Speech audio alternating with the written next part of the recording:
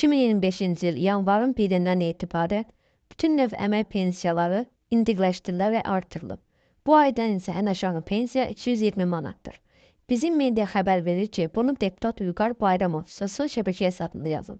O bildirib ki, mövcud qanunvericiliyə əsasən yaşa görə əmək pensiyası təyin edildikdən sonra işləməyə davam edən pensiyasıların pensiyası sonradan toplanmış kapitala uyğun olaraq 6 ildən sonra yenidən hesablanaraq pensiyaya əlavə olunur. 6 ildən sonra vətəndaşın fərdi hesabının sığorta hissəsinə ödənilən məcburi dövlət sosial sığorta haqlarının 90% nəzərə alınmaqla pensiya kapitalı qeydə alınır. Pensiyada yeni artım üçün işlədiyi dövr üzrə toplanmış pensiya kapitalı 72-yə bölünməklə pensiya məbləği yenidən hesablanır. Bununla yanaşı işləyən vətəndaşlarımızın pensiyaları bu il 2 dəfə artım mümkündür. Həmin şəxsin aldığı pensiya mövcud qaydalara əsasən 8,1% indiqləşdirə artırılır. Sonra onun 6 il iş müddəti tamamlanırsa pensiyasına əlavə olunur. Məsələn, vətəndaşımız 2019-cu ilin fevralın 1-də yaşa görə ümumi əsaslar 700 manat əmək pensiyası təyin edilib və şəxsi işləməyə davam edib.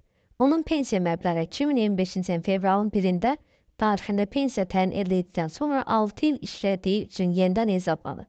Şəxsin fərdi hesabına sığorta hissəsinə bu müddətdə 25.200 manat pensiya kapitalı qeydə alınır. Bu halda şəxsin həmin dövr üzrə toplanmış pensiya kapitalı, yəni 25.200 manat 70-yə bölünməklə pensiya məbləği yenidən hesablanır.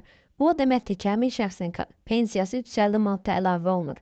Amma həmin vətəndaşımız əmək pensiyası aldığına görə onun pensiyası yanvarın 1-dən indiqləşdirilir. Fevral ayında həmin şəxsin yeni pensiya məbləği belə olur: 700 manat plus 56 manat 70 qəpik. Göründüyü kimi, əmək fəaliyyət davam edən pensiyasılarımız işləməkdə davam edərlərsə və 6 il iş müddəti bu il tamamlanırsa, o zaman həmin indikasiya artımından həm də yenidən hesablanma artımından faydalana bilərlər.